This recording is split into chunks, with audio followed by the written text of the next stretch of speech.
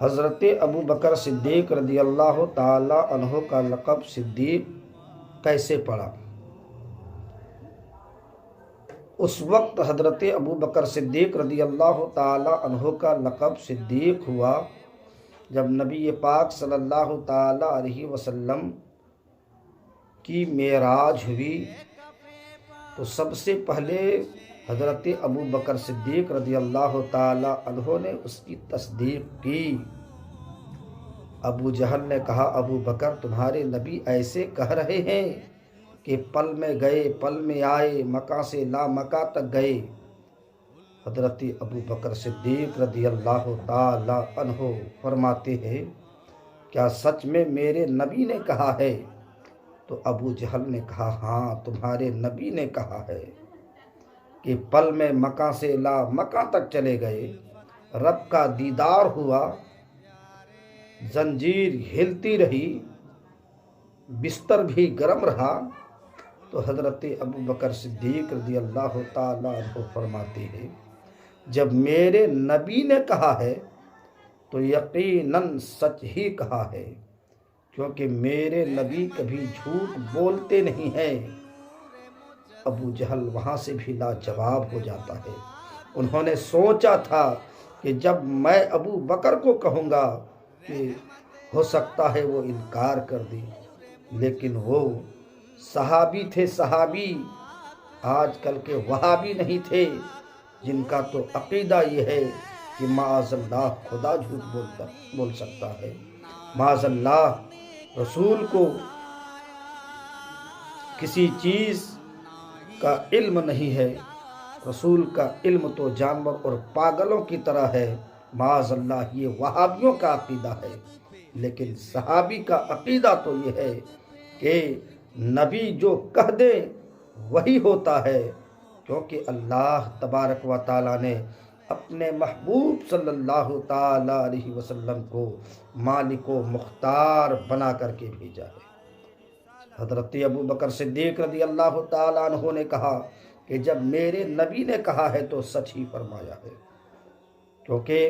حضرت ابو بکر صدیق رضی اللہ تعالیٰ عنہ کی ذات وہ ذات ہے جس وقت آپ نے ایمان نہیں لایا تھا اس وقت بھی دوسرے کے بنسبت آپ کے اخلاق اور کردار سب سے الگ اور تھلگ تھا۔ با کردار باوقار شخص حضرت ابو بکر صدیق کو مکے میں سمجھا جاتا تھا، کیونکہ ایمان اس وقت نہیں لائے تھے۔ اس وقت بھی آپ نے کبھی کسی بت کو سجدہ نہیں کیا تھا، شراب نوشی سے ہمیشہ دور رہا کرتے تھے۔ جب حضرت ابو بکر صدیق رضی اللہ تعالیٰ عنہ نے ایمان لایا تو لوگوں نے پوچھا، ابو بکر آپ نے کبھی شراب نوشی نہیں کی ہے، آپ ہمیشہ شراب سے دور رہا کرتے تھے، آپ نے کبھی بت کو سجدہ نہیں کیا ہے؟ حضرت ابو بکر صدیق رضی اللہ تعالیٰ عنہ فرماتے ہیں کہ جو انسان شراب پیتا ہے، جو انسان شراب نوشی کرتا ہے، وہ اپنی عزت کو کھو دیتا ہے، اپنی آبرو کو کھو دیتا ہے، اپنی مروت کو کھو دیتا ہے، اس کی عزت اور آبرو ہلاک و برباد ہو جاتی ہے۔ اور میں اپنی آبرو اور اپنی مروت کو اچھی طرح سے بچانا جانتا ہوں، میں اسے بچانا جانتا ہوں، اس لیے حضرت ابو بکر صدیق رضی اللہ تعالیٰ عنہ تمام برائیوں سے دور رہا کرتے تھے، شراب نوشی سے دور رہا کرتے تھے، اور دوسرے کا بنسبت حضرت ابو بکر صدیق رضی اللہ تعالیٰ عنہ کو اس وقت بھی مکے میں با کردار اور با ادب شخص سمجھا جاتا تھا۔ حضرت ابو بکر صدیق رضی اللہ تعالیٰ عنہ کی ذات وہ ذات ہے، اور جب آپ نے ایمان لایا، جب آپ نے کلمہ پڑھا، جب آپ مذہب اسلام میں داخل